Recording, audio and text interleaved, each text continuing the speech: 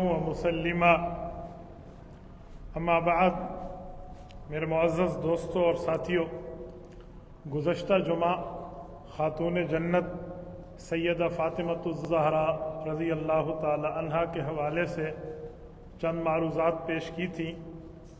آج کی گفتگو بھی اسی تسلسل کا حصہ ہے۔ اما فاطمۃ الزہرا رضی اللہ تعالی عنہا رسالت مآب علیہ الصلوۃ والسلام کی دنیا سے رخصت ہونے کے بعد 6 مہینے تک اس دھرتی پر زندہ اور موجود رہیں۔ 6 مہینے کے بعد حضرت اما فاطمۃ الزہرا رضی اللہ تعالی عنہا کا انتقال پرملال ہوا اور حضرت اما فاطمہ رضی اللہ تعالی عنہا دنیا سے رخصت ہوئی۔ رسول اللہ صلی اللہ علیہ وآلہ وسلم کے بعد حضرت اما فاطمۃ الزہرا کی 6 ماہ کی زندگی کیسے رہی، میں اس کے متعلق چند معروضات پیش کیے دیتا ہوں۔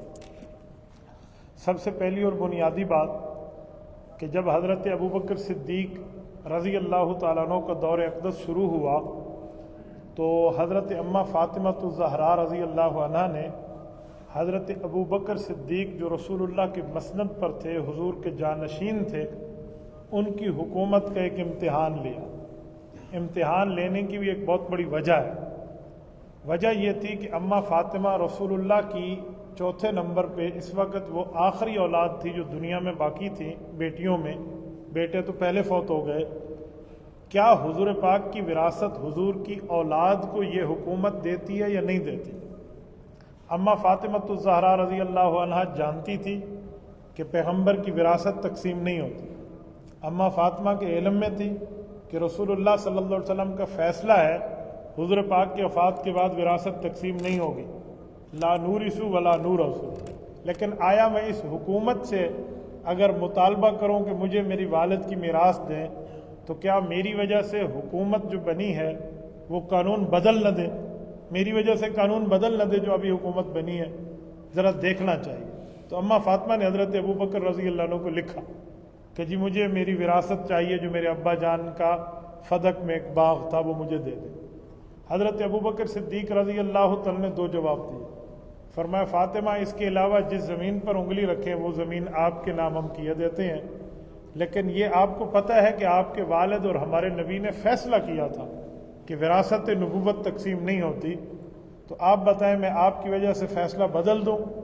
حضرت اما فاطمہ خاموش ہو گئیں اور دلی طور پہ اس فیصلے کو تسلیم کر لیا۔ وفات تک اما نے دوبارہ بات نہیں کی۔ اب اس بارے میں کچھ لوگ کہتے ہیں کہ حضرت فاطمہ ناراض ہو گئی تھی اسی لیے انہوں نے دوبارہ بات نہیں کی۔ میں نے کہا اگر یہ بات ہوتی تو بیٹی اپنے نبی اور اپنے والد کے فیصلے پہ ناراض ہوگی۔ ابو بکر نے اپنا فیصلہ تو نہیں کیا تھا، ابو بکر نے تو حضرت فاطمہ کے ابا کا فیصلہ انہیں سنایا تھا، تو اما فاطمہ کبھی حضور پاک علیہ السلام کے فیصلے پہ ناراض نہیں ہوئی تھی۔ اس کی دلیل کیا ہے کہ اما فاطمہ ناراض نہیں ہوئی؟ دلیل یہ ہے کہ حضرت فاطمہ کی وفات کے بعد 2.5 سال حضرت ابوبکر صدیق کا کل دور ہے، تو 2 سال ان کا دور رہا۔ حضرت علی نے کبھی سوال نہیں کیا کہ مجھے میری بیوی کا حصہ چاہیے۔ حضرت عمر کا 10 سالہ خلافت کا دور ہے ابوبکر صدیق کے بعد، حضرت علی نے کبھی سوال نہیں کیا کہ مجھے میری بیوی کا حصہ چاہیے، بلکہ اس وقت تو اولاد جوان ہو چکی تھی، حضرت امام حسن اور امام حسین جوان ہو چکے تھے، تو اس وقت تو چاہیے تھا کہ یہ بات کریں، لیکن انہوں نے بات نہیں کی۔ جس سے پتہ چلا وہ والدہ بھی راضی تھیں، یہ بھی راضی تھے۔ پھر 12 سال حضرت عثمان کا دور خلافت ہے، تو اہل بیت نے پھر اپنے حصے کا سوال نہیں فرمایا، کیونکہ وہ اپنے حصے کے فیصلے پہ راضی ہو گئے تھے۔ اور اس کے بعد حضرت علی رضی اللہ عنہ کو 4.5 سال خلافت کا دور ہے۔ حضرت علی نے بھی اپنی بیوی کا حصہ اپنے بچوں کے نام نہیں کرایا، کیونکہ وہ جانتے تھے کہ ابوبکر کا فیصلہ ہی فیصلہ نبوی ہے۔ اور 4.5 سال حضرت علی کے دور کے بعد 6 ماہ امام حسن کی خلافت ہے، انہوں نے بھی والدہ کے حصے کی بات نہیں کی۔ تو پوری اہل بیت ابو بکر کے فیصلے پہ راضی ہے۔ اس بنیاد پہ کہہ رہا ہوں کہ اما فاطمہ ناراض نہیں تھی، نمبر 1۔ نمبر 2، ایک شخص سے ایک دفعہ میری بات ہوئی تو اس نے بڑا کچا سا جواب دیا۔ وہ کہنے لگا کہ اما فاطمہ ناراض ہو گئی تھی، اور جب اہل بیت ناراض ہو جائے تو اپنا حصہ وہ واپس نہیں لیتے۔ میں نے کہا بہت اچھی بات ہو گئی، جب اہل بیت نہیں لیتے تو پھر تمہیں کس نے کہا آپ اعتراض کرو کہ ابو بکر صدیق کا فیصلہ ٹھیک نہیں تھا؟ پھر تو آپ کو بھی اعتراض نہیں کرنا چاہیے۔ تو اس لیے اماں فاطمہ الزہرا رضی اللہ تعالی عنہا ابو بکر صدیق ان کے فیصلے پر راضی تھی۔ اس راضی کی کئی دلیلیں ہیں، ایک دلیل تو میں نے دے دی ہیں، خلفۂ اربعہ کا دور۔ ایک دلیل اور ہے، جب ابو بکر صدیق نے حضور پاک علیہ الصلوۃ والسلام کا فیصلہ پڑھ کے سنایا کہ فاطمہ آپ کے ابا اور ہمارے پیغمبر کا فیصلہ ہے، اماں فاطمہ کے راضی ہونے کی دلیل یہ تھی کہ اس فیصلے کے بعد، اس بات سننے کے بعد اماں فاطمہ نے ابو بکر صدیق کے گھرانے سے تعلقات نہیں توڑے۔ نعوذ باللہ اگر نبی کی وراثت غصب ہو گئی تھی جیسے کہا جا رہا ہے تو پھر اماں فاطمہ اس گھرانے سے تعلقات کیوں رکھے ہوئے ہیں؟ آپ کہیں گے کیسے گھرانے سے تعلقات رکھے؟ اماں فاطمہ الزہرا بیمار ہوئی تو ان کی بیمار پرسی کے لیے جو عورت آئی ہے اس کا نام اسماء بنت امیس ہے، یہ ابو بکر صدیق کی بیوی ہے رضی اللہ تعالیٰ عنہ۔ حضرت ابو بکر کی بیوی اماں فاطمہ الزہرا کے ساتھ ہر وقت تیمارداری کے لیے، ان کی خدمت کے لیے موجود ہو۔ آپ بتائیں نبی کی بیٹی بیمار ہو اور خلیفہ وقت ابو بکر کی بیوی آ کر اس کی خدمت کرے، یہ محبت کی دلیل نہیں ہے تو اور کیا؟ یہ پیار کی دلیل نہیں ہے تو اور کیا ہے؟ یہ الفت، تعلق، یگانگت کی دلیل نہیں ہے تو اور کیا ہے؟ اور ابو بکر صدیق رضی اللہ تعالیٰ عنہ کو شام کو جا کر روزانہ بیوی بتا رہی ہے آج رسول اللہ کی بیٹی کی طبیعت ایسے ہے، آج ایسے، روزانہ کی خبریں آ اور جا رہی ہیں۔ اس سے ایک اگلی دلیل عرض کروں، اماں فاطمہ الزہرا رضی اللہ تعالی عنہا کے بارے میں آتا ہے کہ انہوں نے کہا تھا میرا جنازہ رات کو اٹھے۔ اس کی وجہ یہ ہے کہ اماں فاطمہ چاہتی تھیں کہ میرا جنازہ وفات کے بعد اتنا باپردہ ہو کہ کسی غیر کی نظر نبی کی بیٹی کے اوپر نہ پڑے، جیسے دنیا میں عزت اور پردہ تھا ویسے وفات کے بعد ہو۔ اچھا، یہ مشورہ ان کو کس نے دیا تھا؟ یہ مشورہ بھی حضرت ابو بکر صدیق کی بیوی نے دیا تھا، حضرت اسماء بنت امیس نے رضی اللہ عنہا۔ کیسے؟ حضرت اسماء سے حضرت فاطمہ پوچھنے لگی بیماری کے دنوں میں کہ اسماء آپ نے تو country out of country travel کیا ہے، ملکی اور غیر ملکی آپ کے سفر ہیں، کیونکہ حضرت ابو بکر کی بیوی جس وقت حضرت جعفر طیار کی بیوی تھی، بیوہ ہو کے انہیں ملی، تو اس وقت حضرت اسماء بنت امیس رضی اللہ عنہا اپنے خاوند کے ساتھ حبشہ ہجرت پہ گئی تھی، اور حبشہ افریقہ کا اتھوپیا ملک ہے جس کو آج ہم اتھوپیا کہتے ہیں، وہاں گئی تھی۔ تو اماں فاطمہ نے ان سے پوچھا کہ آپ کا سفری تجربہ کیا کہتا ہے کہ آپ اتنا عرصہ وہاں رہی ہیں تو وہاں خواتین کے جنازے کیسے ہوتے تھے؟ کوئی پردے کی بات، کوئی عزت کی بات سنائے۔ تو حضرت ابو بکر کی بیوی نے یہ بات بتائی کہ وہاں خواتین کا جنازہ بڑا باپردہ ہوتا تھا۔ کہا جی وہ کیسے؟ کہا چارپائی کے چار طرف، چار کونوں کی طرف ایک ایک ڈنڈیاں لگا دیتے اور اس ڈنڈی کے اوپر ایک چادر مزید رکھ دیتے تاکہ اس سے پردہ ہو جاتا۔ اماں فاطمہ نے وصیت فرمائی تھی میرا جنازہ بھی ایسے جائے۔ یہ بھی ابو بکر صدیق کی بیوی سے تعلق کی بات ہے۔ تو ابو بکر صدیق رضی اللہ تعالیٰ کا بڑا پیار ہے۔ اور اس سے اگلی بات، حضرت اماں فاطمہ الزہرا فوت ہو گئی تھی، حضرت ابو بکر صدیق بھی ان کی وفات کے 2 سال بعد فوت ہو گئے تھے۔ تو حضرت علی المرتضیٰ رضی اللہ تعالی عنہ نے حضرت فاطمہ کے بعد، حضرت ابو بکر کی وفات کے بعد اپنی شادی کی ہے نا، تو اسی حضرت ابو بکر صدیق کی بیوہ سے کی ہے، اسماء بنت امیس۔ اور حضرت ابو بکر صدیق کے چھوٹے چھوٹے بیٹے، فقہائے سبع میں بہت بڑا نام ہے امام قاسم المدینی، امام قاسم، ان کے والد محمد بن ابو بکر حضرت ابو بکر صدیق کے بیٹے ہیں، حضرت اماں عائشہ رضی اللہ عنہا کے چھوٹے چھوٹے بھائی ہیں، اور حضرت صدیق اکبر کی آخری اولاد ہے۔ یہ اس وقت پیدا ہوئے تھے جب نبی پاک علیہ الصلوۃ والسلام کے دنیا سے رخصتی میں سے زیادہ وقت پہ رہتا تھا تو کوئی 1 سال کے لگ بھگ رہتا تھا۔ حضور پاک علیہ السلام نے ان کو دعا بھی دی تھی۔ بعض لوگ ان کو صحابی کہتے ہیں، بعض نہیں کہتے۔ میں تو ان کی صحابیت کا قائل ہوں کہ نبی جس بچے کو اٹھا کے ہاتھ میں دیکھ لے، وہ اس بچے کی نظر نبی پہ جائے، نبی کی نظر اس پہ جائے، ہو بھی مسلم تو وہ صحابی ہے۔ بہرحال اقوال کئی ہیں ان کی صحابیت کے بارے میں۔ یہ ابو بکر صدیق کی وفات کے وقت کوئی 2.5 سال 3 سال کی عمر تھی ان کی۔ جب ابو بکر صدیق کی بیوہ سے حضرت علی نے شادی کی ہے تو یہ بیٹا ابو بکر کا ہے، پلا بڑا علی کے گھر میں، محمد بن ابو بکر۔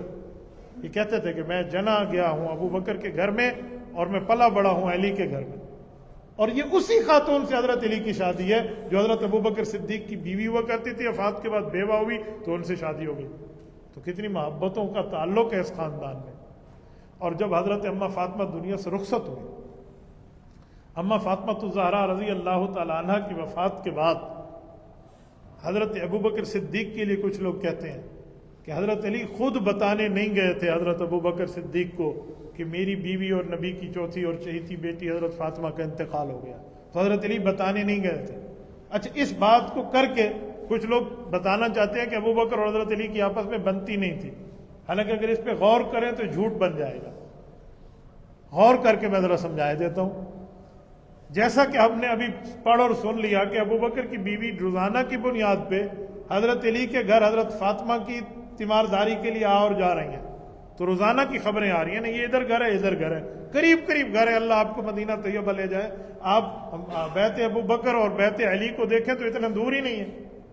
جب روزانہ کی تیمارداری اور عیادت ہو رہی ہے، جب انتقال ہوا بیوی نے جا کے اپنے خاوند ابوبکر کو بتا دیا، اب دوبارہ بتانے کی ضرورت تھی؟ یہ پتہ نہیں دنیا میں کیا معاملہ بن جاتا ہے، یا تو کوئی دلیل سمجھتا نہیں ہے، یا سمجھتا ہے تو پھر سمجھنا چاہتا نہیں ہے۔ کوئی ابوبکر اور حضرت علی کے گھر ایک دوسروں سے شہروں میں دور نہیں تھے کہ ایک بندہ جا کے دوسرے کو بتانا پڑے، پھر روزانہ ان کے گھر میں آنا جانا ہے۔ ابوبکر کی بیوی حضرت فاطمہ کی عادت اور تیمارداری کے لیے آ رہی ہیں، وفات ہوئی ہے تو اسی بیوی نے جا کے بتا دیا کہ نبی پاک علیہ الصلوۃ والسلام کی چوتھی اور چہیتی بیٹی دنیا سے رخصت ہو گئی، تو حضرت علی المرتضیٰ کا دوبارہ بتانا بنتا ہی نہیں ہے۔ اچھا، اگر یہ بھی مان لیں کہ حضرت علی نے نہیں بتایا نعوذ باللہ اور یہ لڑائی کی دلیل تھی، تو پھر حضرت علی المرتضیٰ رضی اللہ عنہ کے بارے میں آتا ہے، روایات دو ہیں۔ ایک روایت میں کہ حضرت علی نے اماں فاطمہ کا جنازہ پڑھایا، اور 3 روایات ہیں کہ حضرت علی نے حضرت ابوبکر کو فرمایا تھا کہ حضور پاک علیہ السلام بیمار تھے، آپ کو امت کے امام بنا کے گئے تھے، اور حضور کا فرمان ہے لا ينبغي لقوم فيه ابو بکر نہیں امام غیرو، کہ ابو بکر قوم میں موجود ہو تو قوم میں کوئی اور امام بن نہیں سکتا، تو لہٰذا جنازہ بھی حضرت فاطمہ کا آپ پڑھا۔ یہ 3 روایات موجود ہیں، حلیۃ الاولیاء میں موجود ہے، سنن الکبریٰ بہقی میں موجود ہے، کنز العمال میں موجود ہے۔ ایک روایت تو حضرت فاطمہ الزہرا رضی اللہ تعالی عنہ کے پڑپوتے سے ہے، حضرت حسین رضی اللہ تعالی کے بیٹے، امام زین العابدین کے بیٹے زید بن علی بن حسین بن علی، ان سے روایت ہے کہ حضرت فاطمہ کا جنازہ حضرت ابوبکر سے حضرت علی نے پڑھوایا تھا۔ تو حضرت علی المرتضیٰ انہیں جنازے میں آگے کیوں رکھ رہے ہیں؟ اگر یہی بات ہے بھی جنازے کا بتایا نہیں تھا، لڑائی تھی، فساد تھا، نعوذ باللہ، اگر اس طرح کوئی بات تھی تو حضرت فاطمہ کے جنازے کے لیے حضرت ابوبکر کو کیوں آگے کیا جا رہا ہے؟ اور یہ کہہ کر آگے کیا جا رہا ہے کہ حضور نے آپ کے لیے فرمایا تھا جس قوم میں ابو بکر موجود ہو تو امام ابو بکر ہی بنے گا، باقی نہیں بنے گا۔ ہم نے حضور پاک علیہ الصلوۃ والسلام کی موجودگی میں حضور کے بیماری کے دنوں میں حضرت علی کہتے ہیں آپ کے پیچھے نماز پڑھی ہے، اور اب آپ خلیفہ وقت ہیں، حضور کے جانشین ہیں، اب کیسے ہو سکتا ہے کہ ہم آگے ٹھہر کے نماز پڑھیں، امام بھی آپ بنیں گے؟ یہ لفظ حضرت علی کیوں؟ کیا ناراضگی ہے؟ تو یہ اس طرح کے چند اعتراضات تھے جو میں نے حضرت فاطمہ کے لیے آپ کی خدمت میں عرض کیے، اس بات کو مدلل مبرہن کرنے کے لیے کہ اہل بیت اور صحابہ میں پیار ہے، کوئی نفرت نہیں ہے۔ صحابہ نبی کے یارانے کا نام ہے، اہل بیت نبی کے گھرانے کا نام ہے۔ کسی فرد کا یارانہ اور گھرانہ ایک دوسرے کے مخالف نہیں ہوتے۔ کسی کی گھریلو زندگی، اس کی باہر کی زندگی، اس کے گھر والے اور ان کے دوست ایک دوسرے کے دشمن نہیں ہوا کرتے، وہ محبتوں کا تعلق ہوتے، وہ پیار کا تعلق ہوتا ہے۔ تو حضرت فاطمہ الزہرا رضی اللہ تعالی عنہ دنیا سے رخصت ہوئی۔ ایک روایت میں 3 رمضان کا وقت تھا، ایک روایت میں ایک اور ہے حضور پاک صلی اللہ علیہ وسلم کے 6 ماہ بعد۔ اگر 6 ماہ کی روایت لیں، 3 ماہ کی نہ لیں، تو پھر جو بنتا ہے کہ نبی علیہ الصلوۃ والسلام کا انتقال ربیع الاول میں ہے، تو ربیع الثانی، جمادی الاول، جمادی الثانی، رجب، شعبان اور رمضان، تو پھر ہمیں رمضان کی روایت ماننی پڑتی ہے۔ 6 ماہ لیں، بعض نے 3 ماہ کہا ہے تو پھر 3 ماہ مہینہ اور بنتا ہے، لیکن حضور کے 3 ماہ کے بعد کی انتقال کی روایت ٹھیک نہیں ہے، یہ 6 ماہ ہی ہے۔ حضرت اماں فاطمہ دنیا سے رخصت ہوئی، اور یہ نبی پاک صلی اللہ علیہ وسلم کی سب سے چہیتی بیٹی تھی۔ ایک مرتبہ حضور پاک علیہ الصلوۃ والسلام نے ان کے کان میں کچھ فرمایا تو حضرت اماں فاطمہ رو پڑی، اور پھر کوئی بات کی تو اماں فاطمہ خوش ہو گئیں، تو حضرت اماں عائشہ رضی اللہ عنہا نے حضرت فاطمہ سے فرمایا تھا کہ میں ماں ہوں، آپ بیٹی ہیں۔ رسول اللہ صلی اللہ علیہ وسلم نے آپ کے کان میں سرگوشی فرمائی تھی، حضور پاک علیہ السلام دنیا سے رخصت ہو گئے۔ اب تو آپ مجھے بتا سکتی ہیں کہ آپ کے ابا جان نے آپ کو کیا کہا تھا کہ جی میں ضرور بتاؤں گی اماں، میرے ابو نے مجھے کان میں بتایا تھا کہ میری دنیا میں رہنے کے دن کم ہے، یہ وفات سے پہلے فرمایا تھا، تو میں رونے لگی تھی۔ تو پھر کس بات پہ آپ کو خوش کیا تھا؟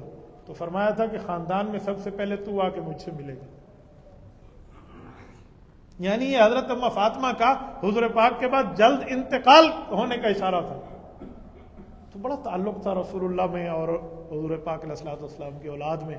میری دعا ہے اللہ جل شانہ حضرت اماں فاطمہ کی قبر پہ کروڑوں اربوں خربوں بے شمار رحمت نازل فرمائے، اور ہم سب کو اللہ جل شانہ ان کی سیرت طیبہ پہ ہماری ماؤں بہنوں کو عمل کی توفیق عطا فرمائے۔